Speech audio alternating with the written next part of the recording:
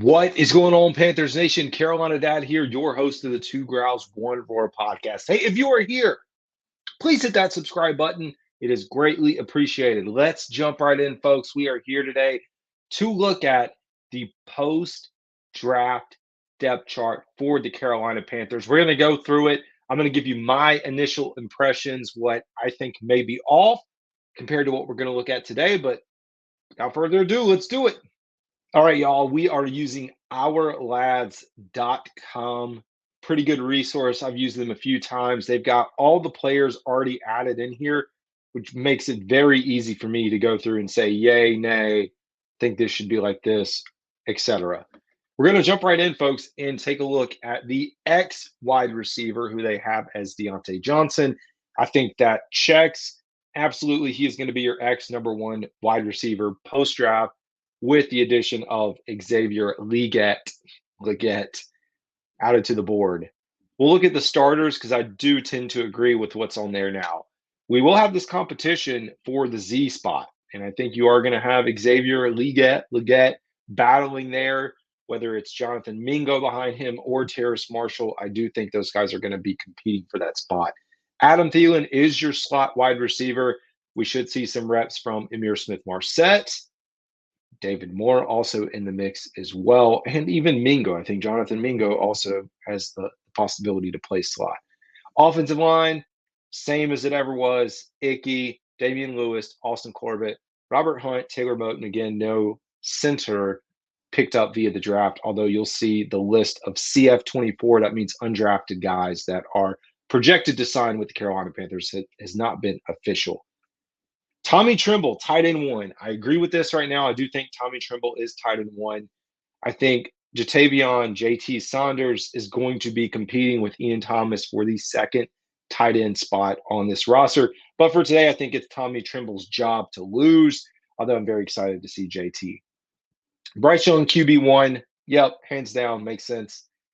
Behind that, you have Jonathan Brooks listed as RB1. Because of the injury, I'm bumping him to the end of the list right now. So I'm going to have Chuba Hubbard, RB1, Miles Sanders, RB2, Raheem Blackshear as kind of your third back right now. When Jonathan Brooks is healthy, there's no doubt in my mind that he's going to be in that 1 to 2 range, really competing for some snaps. There's a reason the Panthers went up and drafted a running back this early. Absolutely the best running back in this draft class. Now, I know I've already said some of these names, but getting behind as we look at second and third string. Terrace Marshall Jr. still on the Carolina Panthers, has not been cut. I'm interested to see how he's going to play out this year. Jonathan Mingo, long term, is going to be here. Amir Smith-Marset. So you've got that group of 6 receivers. Underneath that, you got Mike Strachan, Cam Sims, who's been more of a practice squad guy, and David Moore, who was signed again from Tampa Bay.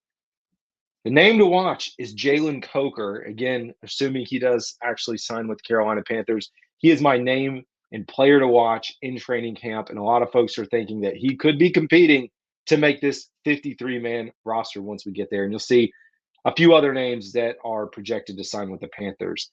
Now, getting into the offensive line, like second string, it's going to be kind of a weird, just understanding what this is going to look like. But Ricky Lee right now is the backup at left tackle. I think you could probably say Yash.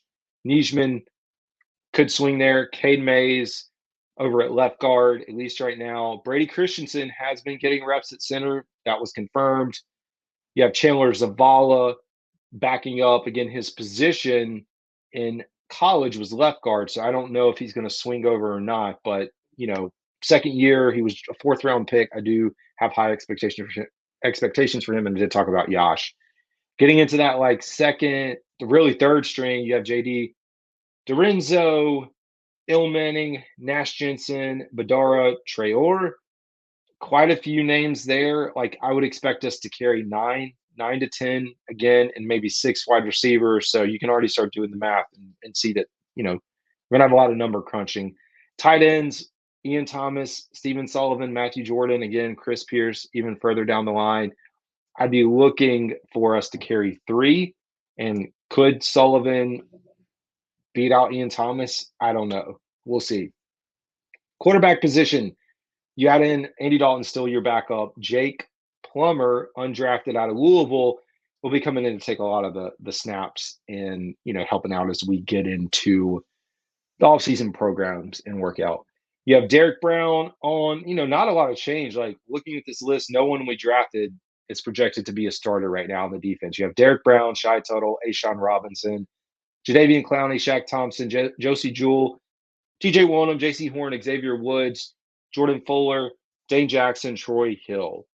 Quite a few names, again, new names, new faces on the defensive side of the ball, but right now that depth is not translating as far as players that were drafted seeing an impact. Right now, you'd really have Xavier Legette, Jonathan Brooks, and Jatavian Saunders potentially as three of your starters. Excuse me. Looking at backups, you have LeBron Ray, Nick Thurman, Jaden Crumedy, again out of Mississippi State, draft pick. Clavon Chasen out of Jacksonville, who will be competing for some snaps. Barno behind him, Ikuliota. Trevin Wallace, linebacker out of Kentucky. And then Michael Barrett, linebacker out of Michigan, who after watching film, this dude can do it all. I don't know if you got a chance to watch him. He's been returning kicks. He's over there knocking heads, breaking helmets. I mean, what a playmaker. Still have DJ Johnson as far as looking at the edge position. And then we start looking at Deshaun Jameson, who showed some promise last year. Jamie Robinson, who we got to see a little bit. Nick Scott. DiCaprio Boodle also showed a little bit of promise. So you got a few of those guys. And then Shaw Smith Wade. That kind of rounds out your second team defense. We really get into, much further down the list. Raekwon Williams, Popo Omave. Talked about Barno, Chandler Wooten, Claude Cherilus, who I'm excited about, who didn't get to see, a lot of playing time last year. Luigi Villan, Lamar Jackson, cornerback. Sam Franklin, good old Sam Franklin. Alex Cook, you saw a little bit of time. Willie Drew, and AJ Parker. Shaking things up on special teams with Eddie Pinheiro getting some competition. The thicker kicker is his name. Harrison Mevis out of Missouri. We know Eddie Pinheiro did not show up to optional OTAs the beginning of, camp here. He was one of the three guys that didn't make it. So we're bringing some competition. So it's normal to have an extra kicker, but I am curious to see really how this thing plays out. But that's it, folks. That is your updated depth chart. As I get into really planning now over the next few months, I'm going to be breaking down what I think will be the 53-man roster. We still have the addition potentially of Stephon Gilmore, so I'll be looking forward to see if that plays out for this team. But I'm excited about what I see on paper. I think some of the depth pieces that we brought in on defense are going to be able to contribute to this team and really help us out moving forward, even if it's just on special teams. So anyways, folks, this is Carolina Dad. Y'all have a good one.